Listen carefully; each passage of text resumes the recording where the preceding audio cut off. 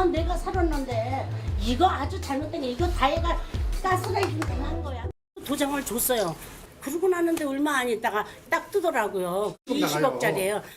내가 박수홍이 집에 청소를 32년도 했다고 반대가 가정부 엄마가 결혼을 못하게 했다.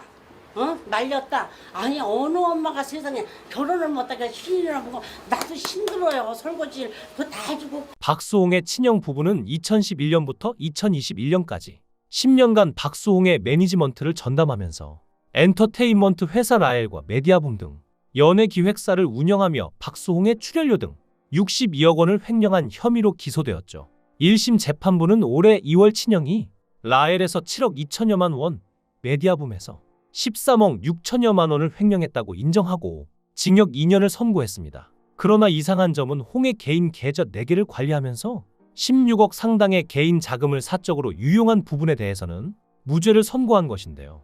또한 형수 이 씨는 회사 운영에 적극 가담하지 않은 것으로 보여 공범 증명이 어렵다며 무죄를 선고했습니다. 이에 대해 친형 측과 검찰 측 모두 항소했는데요. 항소심 두 번째 재판에서 박수홍은 증인으로 출석했죠.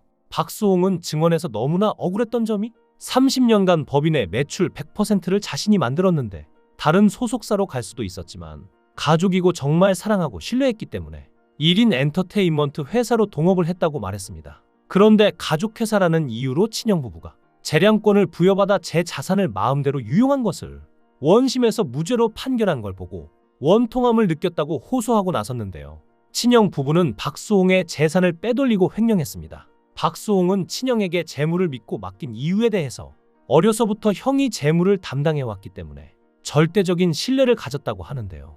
그리고 배분과 지분도 모두 7대 3으로 이루어졌다고 생각했다고 합니다. 연예계 생활이 누군가에게 의지할 수밖에 없는데 소속사와의 분쟁이 많은 곳이기도 하기에 더더욱 형제인 형을 믿은 것이었죠. 그러면서 자신이 형에게 절대적으로 의지한 것도 잘못이지만 뚜껑을 열어보니 죽고 싶을 만큼 참혹했다며 어려울 때 가족을 믿어야 하고 혈육의 손을 잡아야 한다고 믿는 대중에게 자신이 나쁜 영향을 주는 것 같아 안타깝지만 한 사람의 희생을 담보로 하물며 가족이라고 하더라도 다시는 이런 일이 발생하지 않기 위해 바로잡아야 한다고 목소리 높이기도 했는데요.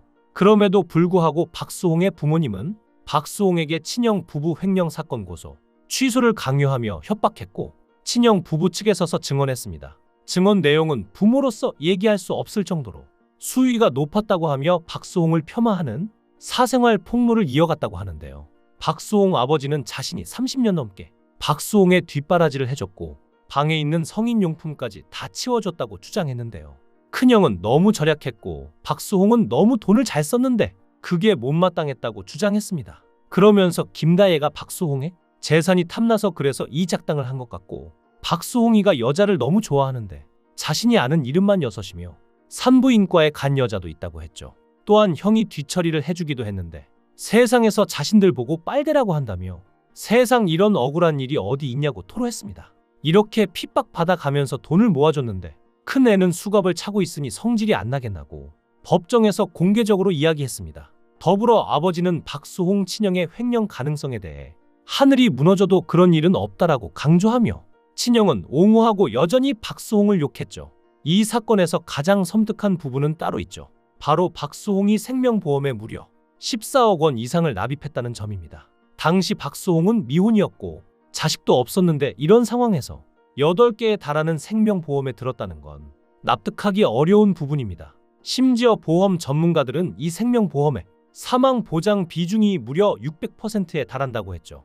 일반적인 적정 수치는 100% 수준인데 6배나 많은 사망보장이었다는 건 박수홍이 살아있는 것보단 사망해야 이득이 되는 구조였다는 겁니다. 게다가 박수홍은 당시 이런 보험이 가입되어 있는 줄도 몰랐다고 합니다. 실제로 월 납입액만 내도 적게는 41만 원에서 많게는 500만 원 수준이었고 평균적으로 매달 1155만 원 정도가 보험료로 빠져나갔던 셈입니다. 일반인이라면 꿈도 못 꿀 금액이죠. 이쯤 되면 박수홍을 둘러싼 가족들의 의도가 무엇이었는지 의심하지 않을 수 없습니다. 특히 형수의 명의로 등록된 부동산이 천문학적 수준에 달한다는 소식까지 전해지면서 이 부부가 수십 년 동안 박수홍을 ATM처럼 이용해온 게 아닌가 하는 의혹이 강해지죠.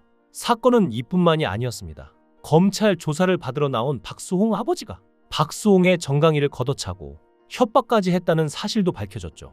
과호흡으로 박수홍이 실신해 응급실에 실려갔다고 하는데 충격적인 건 이게 처음이 아니라는 겁니다. 과거에도 아버지가 망치를 들고 위협한 적이 있었기 때문에 수홍은 방검복까지 입고 조사에 나섰다고 합니다. 이쯤 되면 도대체 이 가족은 왜 이러는 걸까? 의문이 들 수밖에 없습니다. 부모님의 차별과 무관심은 오래전부터 있었다고 박수홍은 말해왔습니다. 개그맨이라는 직업에 대한 사회적 시선이 싸늘하던 시절, 부모는 박수홍을 이해하지 못했고 오히려 무시했다고 하죠. 술 마시고 담배 피운다며 부끄럽다고 하면서도 정작 본인들은 종교 핑계대며 사주까지 보며 박수홍의 결혼을 반대했습니다.